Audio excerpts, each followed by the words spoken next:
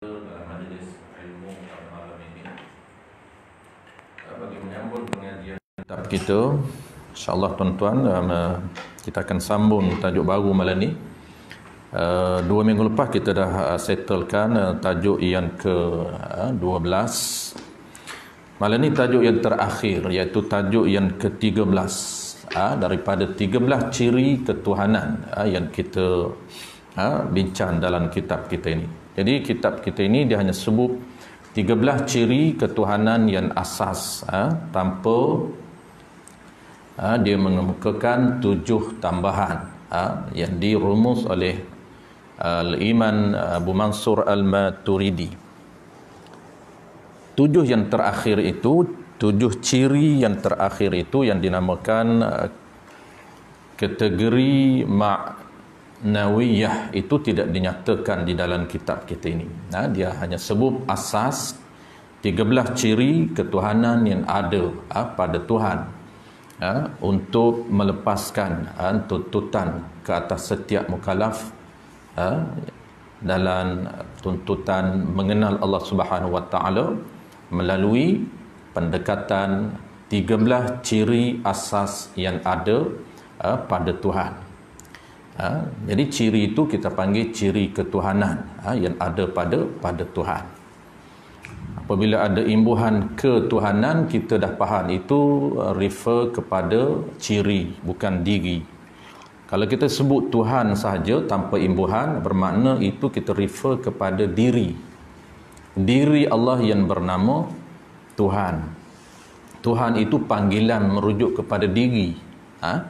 Ataupun orang panggil bahasa yang merujuk kepada diri, ataupun diri itu nama lainnya yang diberi nama oleh Allah Ta'ala sendiri, yang nama dia Allah. Itu nama Allah, itu nama kepada diri. Diri itu panggilan bahasa kita dipanggil Tuhan, dia panggil Tuan. Dia asal bahasa klasik kitanya asal daripada perkataan Tuan, lahirnya Tuhan. Jadi lahir Tuhan itu dia punya proses dan perkembangan bahasa Melayu. Oleh kerana bahasa ini sifat dia anjal, dia sentiasa berkembang mengikut kondisi ataupun mengikut perkembangan masa, perkembangan semasa. Maka daripada asal dia Tuan, maka berkembang sehingga lahirnya bahasa dia Tuhan. Jadi Tuhan itu diambil daripada perkataan Tuan. Sahib. Sahib itu maknanya Tuan kepada segala alam. Dia panggil Rabbil Alamin. Tuan segala alam ataupun owner kepada alam ini, maka owner itu dalam bahasa Melayunya dipanggil Tuan. Dipanggil sahib ataupun dipanggil Rabbu. Dipanggil Tuhan. Maka Tuhan itu apabila kita bahasanya, dari sudut bahasanya, apabila kita panggil Tuhan, kita merujuk kepada diri dia. Maka diri dia ini kita ditekan, dipaksa untuk mengenal diri dia ini melalui konsep mengenal ciri yang ada pada diri. Maka apabila kita nak panggil merujuk kepada ciri, maka kita tambah imbuhan jadi ketuhanan. Baik, itulah kita panggil ciri-ciri ketuhanan. Baik, ciri ketuhanan yang kita dituntut atas kita asasnya, walaupun ciri ini banyak, maka asasnya yang kita perlu tahu hanya 13 sahaja. 13 ciri asas ini kita faham, maka kita boleh dakwa, kita boleh akui, kita klaim diri kita sudah mengenal Allah Subhanahu Wa Taala melalui kenal secara ciri yang ada pada Allah. Itu dipanggil fa'lam annahu la ilaha illallah. Kenal Allah Subhanahu Wa Taala melalui ciri yang ada. Kita dah sebut 2 bulan lepas, 2 minggu lepas tuan-tuan, bukan 2 bulan, 2 minggu lepas. Kita kata 2 minggu lepas formula dia, asas ini 157. Ini basic dia. 157 ni tuan-tuan, ulama kategorikan 13 ciri itu untuk memudahkan kepahaman kita, untuk memantapkan kepahaman kita, lebih mudah cara untuk kita faham 13 ciri yang ada pada diri Allah. Maka ciri ini kita pecahkan kepada 3 kategori besar, iaitu 1, 5 dan 7. 1 itu apa dia? 1 itu kategori sifat yang nama dia nafsiyatun. 1 sahaja sifat nafsiyatun. Ciri yang merujuk kepada diri dia ini hanya 1. Apa dia? Wujudun, ada. Settle. Ada Allah. Sebab tu dia relate dengan diri. Ada Allah. Sebab tu dia panggil ciri ini merujuk kepada diri dia. Adanya Allah. Baik. Ada 5 lagi. Kategori yang kedua, 1, 5. 5 ni apa dia? 5 ini kategori dinamakan sifat salbiyah. Untuk mudah kita faham. Ada 5 jenis ciri yang ada pada Allah yang kita kena apa dia? Kena akui, kena percaya, kena pegang. 5 ini konsepnya adalah penafian. Kelima-lima ini dia ternafi. Dia ternafi, tak perlu menafi dan dinafi. Tak perlu. Tak perlu kita menafi dan tak perlu dinafi. Dia ternafi. 5. Walaupun seluruh makhluk Allah Ta'ala di atas muka bumi ini, tidak ada seorang pun manusia yang menafi 5 sifat ini ada pada Allah. Tetap Allah Ta'ala ini dia ternafi daripada 5 jenis sifat. Konsep penafian. Sebab itulah dinamakan salbiyah. Kategori salbiyah ini, apabila kita tahu 1 daripada 5 ataupun kelima-lima ini dia termasuk dalam kategori salbiyah, penafian ataupun ternafi, maka kita kena nak faham dia, kita kena menggunakan konsep penafian. Makna dia tidak.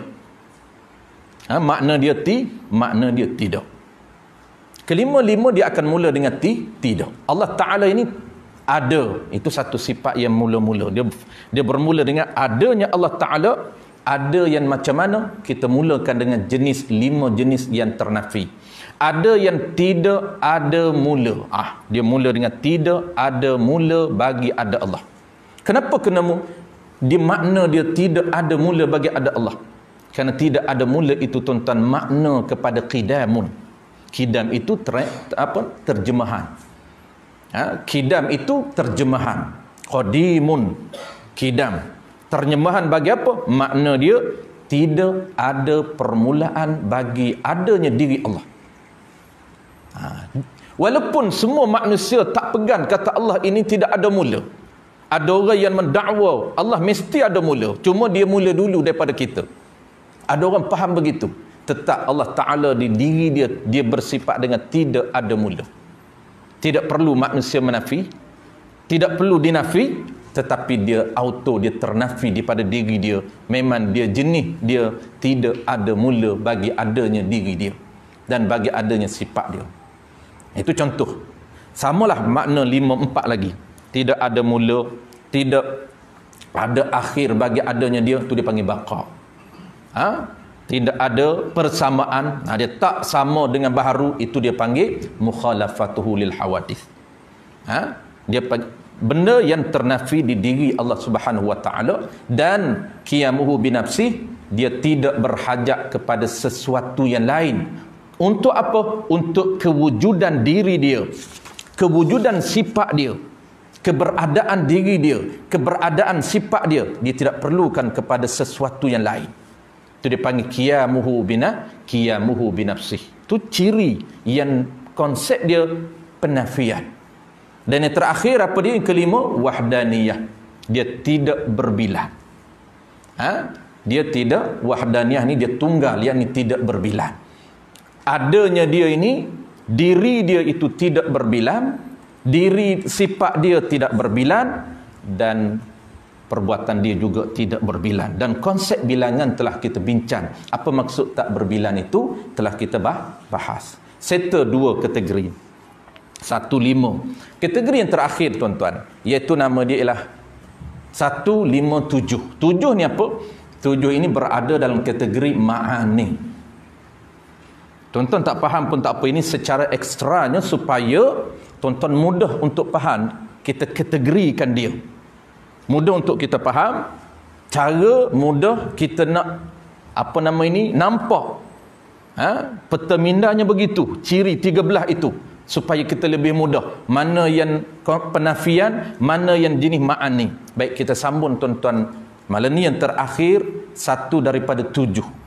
7 ni apa dia? 7 ini kategori ma'ani. Ma'ani itu plural, jamak daripada makna.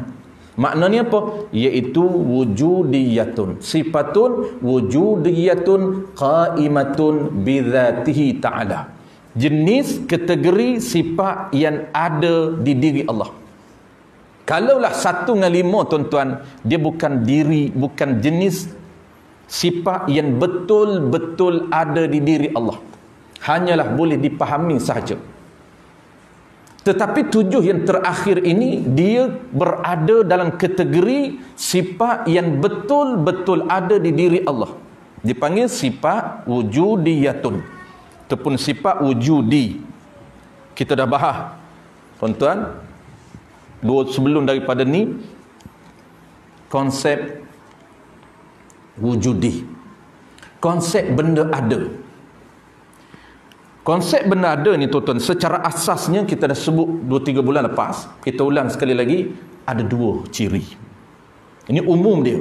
Apabila kita sebut sifat itu jenis ada, sifat itu jenis wujudiyun. Ada di mana? Qa'imatun bizatihi ta'ala, ada, dia berada di diri Allah Ta'ala. Dia tidak boleh bercerai, tidak boleh terasing, tidak boleh berpisah di antara ciri dengan diri. Dia tidak boleh berpisah. Sebab itulah diri yang ada ini, dia berada di diri Allah. Itu panggil qa'imatun bizatihi ta'ala. Dia berada di diri Allah, tak boleh berpisah dengan diri Allah Ta'ala. Tak boleh bercerai tanggal dengan diri Allah Subhanahu wa ta'ala. Itu kita panggil ciri, ciri-ciri yang ada. Konsep dia kita ulang sekali lagi tuan. Apabila kita sebut benda tu ada, ciri itu ciri ada, kita sebut secara sepatah lalu sebelum daripada ni, makna simpelnya, benda ada ini benda yang boleh dikesan oleh panca indera. Itu simple makna dia, makna yang mudah untuk dipahami. Kalau benda tu benar ada, ciri itu ciri yang ada, ciri yang boleh didetek, boleh dikesan dengan panca indera kita. Sama ada panca indera itu zahir, 7 anggota zahir, ataupun secara dalaman. Kita boleh detek, kita boleh kesan secara dalaman kita, wujudan ataupun wijdan. Tenaga kita, tuan-tuan ada tenaga, sebab tu boleh sampai di surau. Tenaga itu ciri yang ada pada fizikal kita. Maka tenaga itu ada ataupun tidak, dia termasuk benda ada. Walaupun tidak boleh didetek, tidak boleh dikesan dengan panca indera zahir. Nampak tenaga tuan-tuan, tuan-tuan sendiri pun tak nampak. Apatah saya nak nampak tenaga tuan-tuan? Saya hanya boleh tengok zahir, fizikal tuan-tuan. Nampak semangat, nampak ceria, nampak energi, nampak bertenaga, nampak kuat. Fizikalnya kita boleh nampak, tetapi tenaga dalaman tuan-tuan saya tak boleh nampak. Apatah saya tuan-tuan pun tak boleh nampak. Telinga tak boleh dengar tenaga yang ada dalam diri tuan-tuan. Sentuhan tuan-tuan, sentuhan, deria sentuh, tak boleh untuk kita mengesan bahawa tuan-tuan ada tenaga dalaman. Tetapi kenapa tenaga ini termasuk dalam kategori ada? Boleh dikesan, karena dia boleh dikesan secara wujudan, secara dalaman. Dia boleh dikesan secara dalaman. Dalaman kita ini, kita tahu bahawa kita ni kuat. Kita tahu bahawa kita ini bertenaga, kuat. Sebab itulah tenaga itu tuan-tuan, bahasa kita, bahasa ilmu kalam, bahasa tauhid dipanggil qudrah. Maka dia boleh dikesan dengan panca indera ataupun dia boleh dikesan secara dalaman. Maka dia dipanggil benda yang ada. Itu bahasa mudah. Tetapi kalau konsep dia, kita panggil apa? Detailnya ada 2. Pertama ini, kalaulah benda, tiap-tiap benda yang ada tuan-tuan, tiap-tiap benda yang ada, maka ulama menyimpulkan untuk menghukumkan benda ada ini, pertamanya dia panggil perkara yang sah kita lihat. perkara yang mungkin boleh untuk dilihat, walaupun sekarang tak boleh nampak, tetapi dia boleh nampak, mungkin untuk dilihat. Itu dia panggil syarat pertama ataupun konsep pertama, perkara yang wujudi. Dia benda yang sah untuk dilihat. Walaupun sekarang kita tak nampak tenaga kita, tetapi dia sah. Sah ni mana apa? Mungkin, boleh untuk dilihat. Macam mana mungkin untuk dilihat? Kalaulah Allah Ta'ala beri Allah buka hijab, Allah buka hijab kita, maka kita boleh nampak. Itu dia panggil kasyaf. Kasyaf ini melihat. Apabila Allah buka hijab, maka kita mampu melihat perkara yang tidak mampu dilihat secara adi, secara normalnya, secara biasanya kita tak mampu melihat. Tetapi Allah buka hijab biasa kita, maka kita mampu melihat. Itu dia panggil penglihatan yang luar biasa. Penglihatan yang luar biasa daripada adi, daripada kebiasaannya, maka itu dipanggil kasyaf. Dipanggil kasyaf. Sekarang ni kita tak mampu melihat, tetapi dia boleh ke tidak lihat? Boleh. Kenapa? Kerana dia termasuk benda ada. Dia termasuk benda ada. Kita tak mampu melihat udara, tuan-tuan, tetapi udara itu termasuk benda ada. Kalau Allah buka kasyaf kita mampu melihat udara. Kita mampu melihat suara. Tuan-tuan hanya mampu dengar suara saya, tetapi tuan-tuan tak boleh tengok bagaimana rupa suara saya. Tak boleh. Tetapi suara itu adakah mungkin untuk dilihat? Ya. Ma yasihhu, barang, benda, perkara yang sah untuk yura, untuk dilihat. Kenapa boleh lihat suara? Kerana suara itu benda yang ada, benda yang boleh dilihat. Kenapa boleh dilihat? Kerana dia termasuk wujudi, benda ada. Maka konsep ulama kita ajar, benda ada ini yang pertamanya dia sah untuk lihat, walaupun sekarang Allah tak bagi melihat. Asalkan dia benda ada, semua boleh lihat. Suara tuan-tuan boleh lihat, bau-bauan tuan-tuan melihat. Sekarang tuan-tuan hanya boleh cium saja bau-bauan. Bau wangi, bau harun, bau sedap, bau apa pun tuan-tuan hanya boleh cium. Kalau hidung sempurna elok, pencium dia sempurna elok, maka dia boleh berfungsi. Tapi kalaulah pencium dia tak berapa function, tak berapa sempurna, selsemua dan sebagainya, pakailah minyak wangi sedap taruh mana, wangi taruh mana pun, dia tak dengar, dia sama saja. Dia kata bau tak bau apa, busuk pun tak bau, wangi pun tak bau. Ni bagi orang yang tak function dia punya pencium dia. Tetapi kalau Allah buka hijab, kita boleh nampak wangi-wangian itu, kerana dia jenis ada. Kita boleh nampak segala warna, kita boleh nampak segala benda yang ada, seperti manis, masin dan sebagainya. Manis tuan-tuan tak nampak manis. Masin tuan-tuan hari ni tak nampak rupa masin. Boleh try saja. Letak di lidah, rasa manis, rasa masin, rasa pahit. Rupa pahit dia tak boleh tunjuk.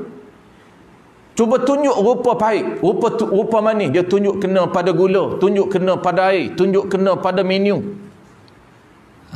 Kenapa? Kerana Allah tak buka hijab, dia tak nampak manis. Konsep inilah dalam ahli sunnah wal jamaah, tuan-tuan, yang ada khilaf, ada clash dengan pahaman lain.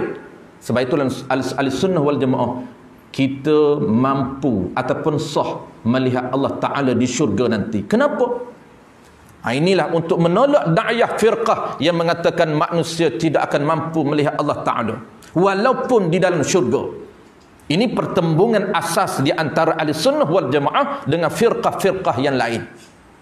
Firqah kita ahli sunnah wal jamaah, ahli sunnah wal jamaah mendakwa antara ajaran kita, syariat kita boleh mampu, boleh untuk melihat diri Allah dan sifat yang ada pada diri dia, mampu lihat. Kenapa? Kerana diri Allah itu wujudi, benda ada, dan sifat yang ada pada diri dia wujudi. Ini yang kita nak bincang 7 ni, wujudi. Sebab itulah dalam menjawab tomahan yang mengatakan 7 jenis ciri yang ada pada diri Allah mampu dilihat pada syurga nanti, di syurga nanti. Ketujuh ciri tuan-tuan, mula qudrah, iradah, hayat, samuk, basar, kalam, sampai 7, kesemuanya kita boleh nampak di diri Allah. Bukan nampak diri, tapi nampak ciri. Adapun pahaman lain seperti Mu'tazilah, mereka mendakwa tidak mampu untuk melihat diri Allah, apatah lagi nak melihat sifat Allah yang ada pada diri dia. Kerana pahaman Mu'tazilah, dia tidak mengakui bahawa Allah mempunyai ciri ataupun sifat, tetapi mereka mendakwa Allah hanya mempunyai diri ataupun zat. Itu antara benda-benda yang asas pertembungan firqah antara Ahlussunnah dengan firqah yang lain. Maka 7 ini tuan-tuan. Ayat-ayat terakhir. Pertama, sah untuk dilihat. Sebab tu terjawab kenapa boleh lihat diri Allah dan sifat Allah. Yang kedua, asas yang kedua mudah saja. Pertama, sah dilihat. Yang kedua, kalau benda itu ada, dia sah untuk yura wa yusma'. Dia sah untuk didengar. Mungkin boleh untuk didengar, walaupun sekarang ini tidak mampu didengar. Tuan-tuan hanya boleh dengar suara saya saja. Tuan-tuan tak mampu mendengar cahaya. Tak mampu mendengar cahaya. Tuan-tuan tak mampu mendengar diri saya. Tak boleh dengar. Dengar suara saja. Kerana alat pendengaran kita yang Allah bagi sangat terhad. Dia hanya boleh detect, boleh interaksi dengan suara saja. Tanpa suara dia tak boleh dengar. Dia jangan kata suara yang bergerak di udara, bergerak cahaya, gelombang. Jangan kata gelombang. Jangan kata cahaya. Jangan tanya dia warna. Bahkan cahaya pun dia tak mampu untuk dengar. Dia mampu mendengar suara yang dibawa oleh gelombang ataupun cahaya. Itu saja terhadnya Allah Ta'ala bagi pendengaran kita. Tetapi kalau Allah buka kasyaf, kita boleh melihat apa saja benda yang ada. Kita boleh melihat, boleh mendengar. Kita boleh mendengar udara. Ya, sekarang pun kita boleh dengar suara angin. Kita boleh dengar suara. Kita boleh dengar diri. Diri tuan-tuan saya boleh dengar. Kalau Allah buka kasyaf. Diri tuan-tuan ini saya boleh nampak saja, tapi saya boleh dengar. Nampak pun boleh, dengar pun boleh. Kerana Allah buka kasyaf. Kenapa dia boleh dengar? Kerana benda yang ada, diri itu ada, sifat kita boleh ada. Tuan-tuan, saya boleh lihat ini tuan-tuan. Pinggan ini kita panggil bahasa ilmiah, kalau ilmu kalam kita panggil jirim. Kalaulah diri benda itu kita panggil jirim. Kalau diri refer kepada Allah, kita panggil zat, tak panggil jirim. Itu penggunaan istilah. Kalaulah kita nak sebut Allah, kita panggil zat Allah. Kalau kita nak sebut diri ini benda, kita panggil jirim. Yang saya pegang ini tuan-tuan, pirin, pinggan ni. Pirin ni kita panggil jirim nama dia. Maka benda ini yang saya pegang ni diri benda. Dia wujudi, dia ada. Batu boleh nampak dia. Dan boleh dengar ke tidak? Ya, boleh dengar kalau Allah buka kasyaf.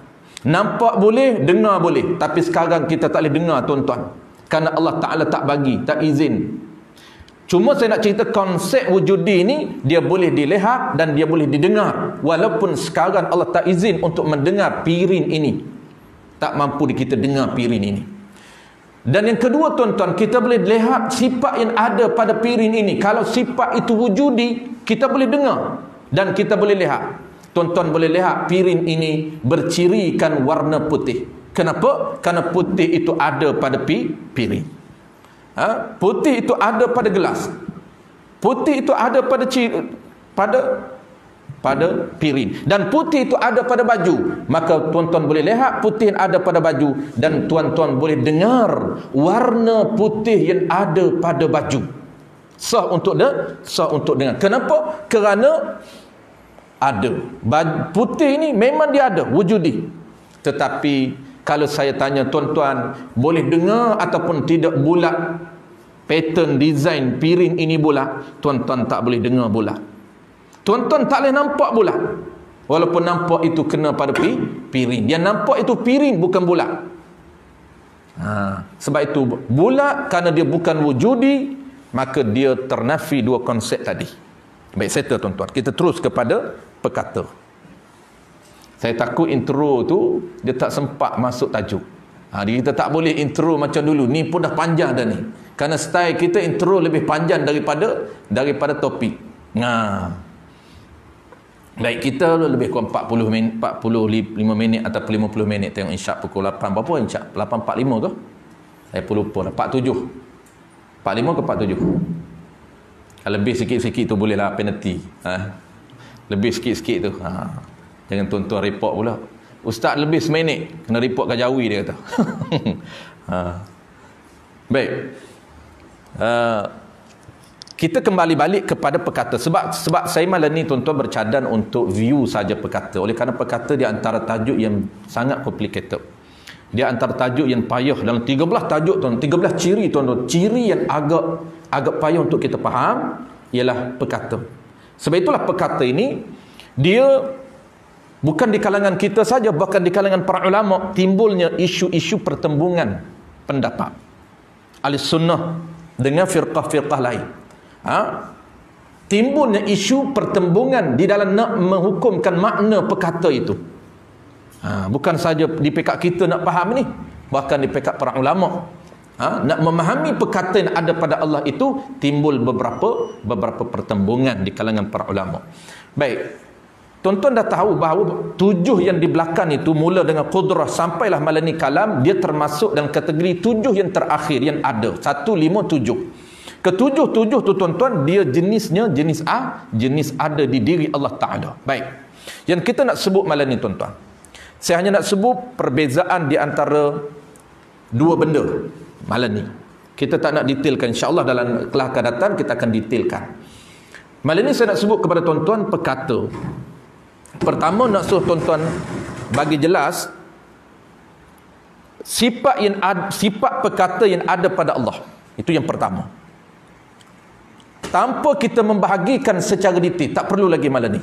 Tak perlu lagi pembahagian kalam, ada kalam ismi, ada kalam nafsi, ada kalam nafsani, ada kalam masdari, ada kalam ma hasala bi masdari. Biar dulu. Itu menambahkan kepeningan kita. Jangan bahagikan lagi. Yang orang yang dah belajar tinggi tak apalah. Dia just recall saja malam ni, refresh balik malam ni. Sebab dia menunggu kalam nafsani, kalam nafsi, kalam ismi, kalam masdari, kalam ma hasara min masdari, apa dia? Tunggu dulu yang tu. Malam ni kita nak sebut tuan-tuan ada dua benda saja. Pertama yang kita nak sebut bagi kita faham betul-betul apa dia yang dikatakan ciri perkata yang ada di diri Allah. Yang kedua tuan-tuan, nak memahami benda ini, kita kena faham lafzi. Apa dia? Perkataan. Perkataan, ucapan, pertuturan. Yang mana yang kita nak bincang? Adakah kita nak bincang perkataan yang disebut lafzi? Bukan. Yang kita nak ialah nafsi ataupun ismi ataupun ciri perkata yang ada pada zat Allah Ta'ala. Baik, kita baca sikit dulu, kemudian kita akan hurai dua benda itu. Qala al-musannif rahimahullahu ta'ala. Dan yang ke-13-nya daripada 13, yang terakhir tuan-tuan. Yang ke-13 daripada 13, kalamun, artinya wajib bagi Allah ada sifat yang bernama kalamun. Wajib bagi Allah, ini formula asas, iaitu formula ataupun dipanggil sifir hukum akal. Sifir hukum akal yang mesti kita decide menggunakan akal kita. Kita nak decide, nak tentu ini mesti kita tahu. Kena ada knowledge dulu, kena ada maklumat umum. Baru kita boleh tentu. Maka ulama kita ajar cara nak tentunya setiap 13 sifat wajib, mesti. Wajib bagi Allah Ta'ala, mesti ada bagi Allah Ta'ala sifat yang bernama kalamun. Baik, apa dia kalamun? Arti kalamun itu berkata-kata. Makna berkata-kata ni perkata. Baik. Perkata, sifat perkata itu yang di mana? Yang berdiri pada zat, yang ada pada zat. Apabila bertemu dalam kitab Jawi yang berdiri pada zat, merujuk kepada apa tuan-tuan? Dia merujuk kepada sifatun, dalam bahasa Arabnya wujudiyatun qaimatun bizati ta'ala. Merujuk kepada dia nak cerita benda ini berdiri pada zat, benda perkata ini ada di zat. Itu berdiri. Berdiri pada zat, ada pada zat Allah Ta'ala. Itu. Sifat perkata ini yang ada pada diri Allah Ta'ala, pada zat. Yang dengan dia, ini dia panggil kesan. Ini dua benda tuan-tuan. Satu sifat, tuan-tuan faham. Yang kedua ni, apabila Allah Ta'ala ni ada sifat perkata di diri dia, maka kesan daripada sifat perkata, ataupun dia panggil thamarah daripada sifat perkata, menyebabkan dia boleh berfungsi. Mana fungsi dia? Yang dengan dia, dengan sifat perkata itu, boleh berkata-kata Allah Ta'ala. Allah Ta'ala boleh berkata-kata. Bila pada sedia kala Allah boleh berkata-kata ini, pada sedia kala. Sedia kala ni ya, merujuk kepada apa? Merujuk kepada kita dah biasa sebut istilah dua, sedia kala dengan azali, sama. Umumnya sama, tetapi nisbahnya bezalah. Sebab tu dia ada dua istilah. Pertamanya azali, yang keduanya sedia kala. Dia merujuk kepada apa? Merujuk kepada masa. Allah Ta'ala ni ada yang azali, yang sedia kala. Apa maksud sedia kala? Belum ada makhluk. Ini umum, secara umum. Tapi kita pernah sebut pembezaan azali dengan qadim ni. Kita pernah sebut dulu. Jadi malam ni kita tak sebut, akalatan sebut. Sebab malam ni kita dah sebut ulang balik konsep wujudi. Kata kita bezakan pula dua ni, menyebabkan kita akan terlepas huraian perkata. Baik, sedia kala ni dia merujuk kepada orang Melayu memang guna sedia kala ni. Daripada dulu dia kata. Daripada asali, asal, daripada asal, daripada mula dulu, tu sedia kala. Benda ni ada daripada dulu kala. Tu makna dulu kala tu sedia kala. Daripada dulu lagi ada. Belum dia tak ada ni, belum dia ada, benda ni dah ada. Tu dia merujuk kepada masa. Sedia kala ataupun dan sentiasa. Dan sentiasa ini, dan pada bila-bila. Kalau dalam kitab, kalau dalam kitab yang detail, sedia kala ni dia merujuk pada ta'alluq kalam tanjizi qadim, biar dulu. Ta'alluq tanjizi qadim, tanjizi hadis, biar dulu. Suluhul qadim, suluh hadis, biar dulu. Itu akan memeningkan kita. Kita settlekan dulu basic, settlekan dulu asas, baru kita akan kembangkan kepada topik-topik yang kecil. Baik. Dan sentiasa sampai bila-bila sifat perkata ini ada pada Allah. Dia mula sifat perkata ini sedia kala lagi, dan sampai bila-bila sifat perkata yang ada pada Allah. Dan sentiasa sifat perkata Allah Ta'ala ini tiada dengan huruf, dan tiada dengan suara, tiada permulaan, dan tiada kesudahan. Yakni bukan dimula berkata-kata tiap-tiap sesuatu perkataannya kemudian diam. Bukan macam kita. Kita mula bercakap, kemudian diam sekejap. Mula bercakap balik, diam sekejap. Itu perkataan kita. Allah berkata-kata ini tidak ada proses. Kita baca dulu, kemudian kita buat kesimpulan awal.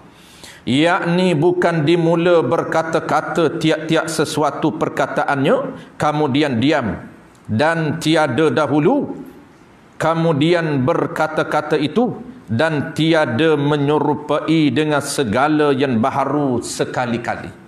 Perkataan Allah ini tak sama tu dengan perkataan kita. Kita bercakap ada suara, ada huruf, tetapi Allah Ta'ala berkata pak kata tidak sama dengan perkataan baharu, tidak ada suara dan tidak ada huruf. Maka Allah Ta'ala berkata-kata pada sedia kala. Wallahu a'lam. Itu kita akan sambung minggu akan datang. Dia nak hurai berkata-kata Allah Ta'ala pada sedia kala. Ini dia nak hurai tentang apa dia tuan-tuan? Tentang samarah, tentang fungsi, tentang ta'alluq. Baik. Kesimpulan tuan-tuan, malam ni kita faham dulu ada dua benda. Kita faham malam ni tuan-tuan ada dua benda. Pertama, saya akan ulang balik 2 minggu akan datang. Apa yang kita sebut malam ni kita ulang balik kerana malam ni tak sempat, masa dah 8.44. Pertama tuan-tuan, kita konsep wujudi ni ataupun konsep pengajian kita selalu kita sebut ada dua benda. Pertama, makna sifat yang tuan-tuan kena faham. Yang kedua, tuan-tuan kena faham fungsi dia. Itu asas dia. Baik. Sama juga, malam ni kita nak cerita tuan-tuan asas dia, makna, kena faham makna sifat yang ada pada Allah. Sifat kalam, sifat perkata. Yang keduanya samarah, cuma ataupun ta'alluq ataupun fungsi. Baik, fungsi tu biar dulu. Malam ni kita nak cerita tuan-tuan satu saja. Kita nak bagi tuan-tuan faham makna perkata yang ada pada Allah. Adapun ta'alluq dia, fungsi dia biar dulu. Itu mudah. Apabila kita tahu makna perkata, maka ta'alluq dia, fungsi dia, peranan dia itu mudah. Kita jangan bertukar di antara perkata, sifat perkata Allah Ta'ala itu dengan perkataan, dengan lafaz. Baik, perkataan ini tuan-tuan, sifat perkata ini tuan-tuan, sifat perkata Allah Ta'ala ini, dia konsep dia sama dengan sifat perkata yang ada pada makhluk. Konsep sama. Sebab tu saya akan sebut dua. Nak faham perkata yang ada pada Allah, tuan-tuan kena faham sifat perkata yang ada pada makhluk. Kerana konsep dia hampir sama. Konsep saja sama, tetapi bukan sama dari sudut semua. Perkata ini sifat yang ada pada diri Allah Ta'ala, yang dengan sebab sifat perkata ini kita ada keupayaan. Untuk apa? Keupayaan untuk berkata-kata. Itu dia panggil sifat perkata. Walaupun tuan-tuan, walaupun kita tidak ada suara, ketika mana kita tak bercakap, tetapi sifat perkata ada pada kita. Ataupun kita bercakap, tetap sifat perkata ada pada kita. Walaupun dia ini bisu ataupun pelet ataupun telo, pelet telo, telo kita kata telo, tuan-tuan kata pelet. Walaupun dia pelet, tak jelas perkataan dia, walaupun dia bisu. Ini nak kena faham. Apabila kita tak faham konsep perkata dengan perkataan, menyebabkan kita akan kata orang bisu dia tidak ada sifat perkata. Kenapa? Kerana dia tidak boleh berkata-kata. Ini asas. Sebab tu malam ni kita nak bagi faham asas dulu. Orang bisu tuan-tuan, dia alat perkata, alat. Kerana pertamanya kita kena faham sifat perkata yang ada pada kita, depan kita dulu. Yang kedua tuan-tuan, apabila kita ada sifat perkata, keupayaan untuk berkata-kata, maka dia ada proses. Untuk lahirnya perkataan daripada makhluk, daripada kita ini, dia ada proses. Dan dia ada alat. Dia ada disokong oleh alat. Maka kita ini tuan-tuan, dia ada alat, beberapa alat untuk melahirkan perkataan. Apa alat yang kita perlukan untuk melahirnya perkataan? Dia mesti ada kotak suara. Suara mesti ada. Kotak suara itu kena ada. Alat suara kena ada. Yang kedua, apa dia? Alat sokongan diperlukan. Sokongan diperlukan. Yang keduanya, tuan-tuan, kita perlukan kepada apa? Kepada minda ataupun otak yang berfungsi dengan sempurna. Karena menyusun perkataan itu peranan otak. Menyusun apa yang kita nak ucap, otak akan susun apa yang dia nak sebut. Apabila otak susun, kemudian dia nak sebut, perlu kepada alat. Alat apa dia? Perlu kepada kotak suara. Gegendan kotak suara. Tanpa suara, tak, walaupun minda dia, otak dia berfungsi baik, tapi suara dia tidak ada, maka tidak boleh lahirnya perkataan. Inilah kita panggil proses. Dan ada alat ada, otak dia berfungsi cantik untuk menyusun perkataan. Yang kedua, suara dia ada, tapi masih lagi perlu kepada proses, perlu kepada kemahiran. Ya, perlu kepada kemahiran. Sebab itulah kita, tuan-tuan, manusia ini, dia ada proses untuk lahirnya perkataan. Mula daripada baby, asalnya kita tidak ada sifat perkata. Mula saja ada baby, lahirnya baby, dia mula berlakunya proses pengembangan sifat perkata. Mula daripada kita baby, tuan-tuan, ada sifat perkata yang Allah beri kepada kita, maka dia ada proses pengembangan. Apabila kita ada alat sokongan ini, minda cantik, suara ada, dan proses pengembangan berlaku untuk lahir perkataan. Sebab itulah, tuan-tuan, perhatilah budak-budak umur setahun lebih, dia boleh bercakap, ada suara? Ya, ada suara. Menyusun susunan minda tahap 1 tahun 5 bulan. Bagaimana dia susun perkataan? Kerana alat sokongan dia masih tidak berfungsi sempurna. Minda dia masih belum matang. Dua alat sokongan asas ini, minda dengan suara. Maka dia perlukan kepada apa? Dia perlukan kepada proses pengembangan skill dia, kemahiran untuk keluar perkataan. Sebab itu mula daripada setahun 4 bulan, tuan-tuan, dia dah boleh sebut Umi tak boleh sebut sebab berat, perkataan yang berat bagi dia. Boleh sebut Iyah boleh sebut, Bah saja boleh, Bah tak boleh, tapi Bah boleh sebut. Suara dah ada, tetapi jelas ke tidak huruf? Tidak jelas. Kenapa? Kerana dia baru untuk mula proses pengembangan. Pengembangan apa? Pengembangan perkataan. Perkataan itu lahir dari mana? Lahir daripada sifat perkata. Apabila sifat perkata yang ada pada diri dia, keupayaan berkata boleh, tapi dia tak boleh berkata lagi. Kenapa? Kerana dia perlukan kepada proses. Apabila umur 2 tahun, umur 3 tahun, umur 4 tahun, tuan-tuan, bagi orang yang dah hilang pelik, kadang-kadang 5 tahun pun masih pelik, kita cerita yang okey, maka jelas perkataan dia dengan susunan yang cantik. Dia bercakap cantik. Cantik perkataan dia cantik. Ada yang umur 5 tahun, tuan-tuan, boleh bercakap, ya, tetapi kurang jelas, pelik. Ada 5 tahun masih pelik, masih telo. Kain selimut jadi timuk, ayat kampung jadi tapun. Saya dulu, mak saya cerita, saya pelik, tuan-tuan. Saya darjah 1 tu saya dah ingat lah. Darjah 1 tu saya tak boleh sebut ra saja. Ra dengan ar. Darjah 5 sampai darjah 5 baru boleh betulkan ra. Duk main sebut ar. Ra tak boleh sebut. Tak boleh getarkan. Tak boleh. Sampai tingkatan 1 makin elok. Sebab kita ada sifat perkata.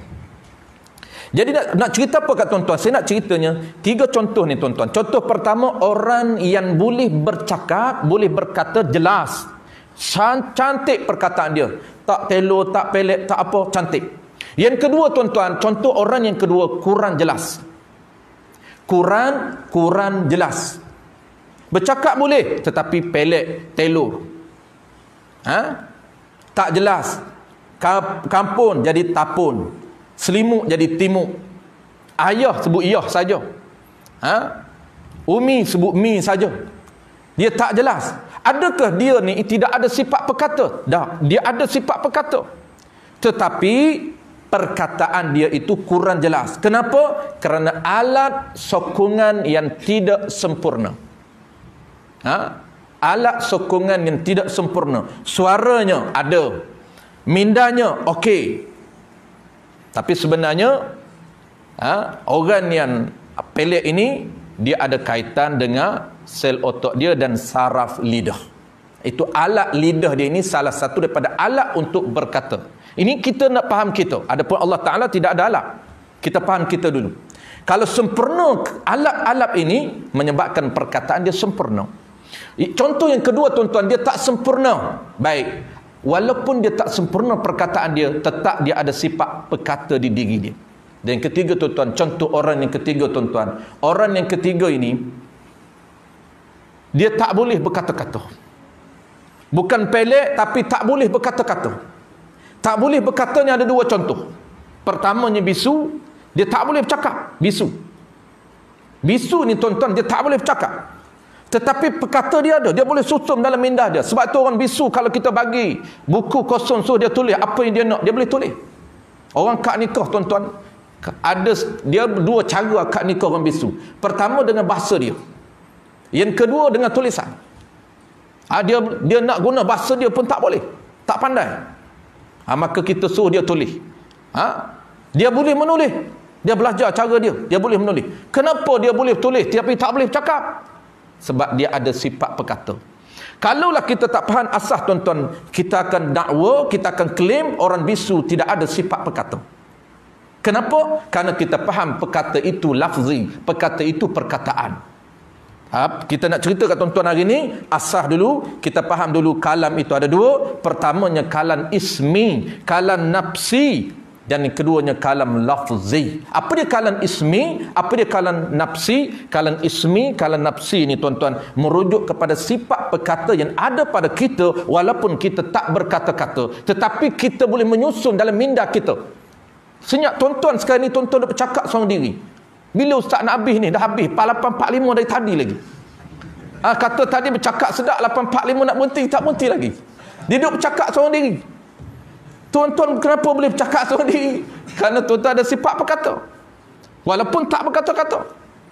Betul sungguh saya kata, 8.45 lah, lebih dah rasanya. Betul tuan-tuan, kena berhenti. 8.56 dah. Jangan tuan-tuan, bahaya. Bahaya. Nasib baik orang bagi ceramah aja, tak ikut peraturan, tarik balik lesen, lagi tak boleh mengaji terus. Jadi insya-Allah kita sambung tuan-tuan akan datang. Saya akan ulang balik. Yang kata ismi itu sifat perkata yang merujuk kepada sifat perkata yang ada pada diri kita walaupun tak berkata-kata dalam minda kita. Apa yang kita nak kata ni, itu dipanggil sifat perkata. Bahasa kita dipanggil dalam hatilah, detik hati. Duk cakap seorang diri. Tapi dia ada nama-nama dia lah. Sebab tu tuan-tuan biasa dengar kalam nafsi, kalam nafsani, kalam masdari, hadisun nafsi. Nama-nama kepada perkataan yang kita sebut. Cuma secara kesimpulan tuan-tuan malam ni, boleh dah kita faham, pegang. Tak datang sajalah kata orang. Pertamanya kita faham dulu sifat perkata. Walaupun tak berkata, walaupun dia bisu, walaupun dia pelik, walaupun dia bercakap je lah. Saya contoh ada dua tadi, saya akan sambung 2 minggu lagi. Saya sebut tadi 2 contoh. Saya hanya bagi satu contoh bisu. Ada satu contoh lagi saya tak bagi. Dia ada sifat berkata tapi dia tak boleh berkata-kata. Pertamanya bisu, yang keduanya insya-Allah kita akan sambung akan datang. Yang kedua saya akan sambung akan datang juga tuan-tuan, apa dia? Iaitu perkataan. Ni saya sudah bercakap. Itu dia panggil kalam lafzi. Tapi bukan itu yang target yang kita nak dalam kalam, ilmu kalam ini. Yang kita nak dalam ilmu kalam ini ialah kalam nafsi, kalam ismi, iaitu kalam sifat perkataan ada pada diri Allah Subhanahu wa taala. Walaupun Allah tak berkata-kata, walaupun kita senyap, tapi kita ada sifat perkata. Wallahu a'lam bissawab. Bismillahirrahmanirrahim. Alhamdulillahirabbil alamin, wassalatu wassalamu ala asyrafil anbiya'i wal mursalin wa ala alihi wa ashabihi ajma'in. Allahumma faqihna fid din wa 'allimna ta'wil waj'alna minal ulama'il 'amilin waj'alna minal mukhlisin. Wa sallallahu ala sayyidina Muhammad wa ala alihi wa baraka wa sallam. Walhamdulillahirabbil alamin.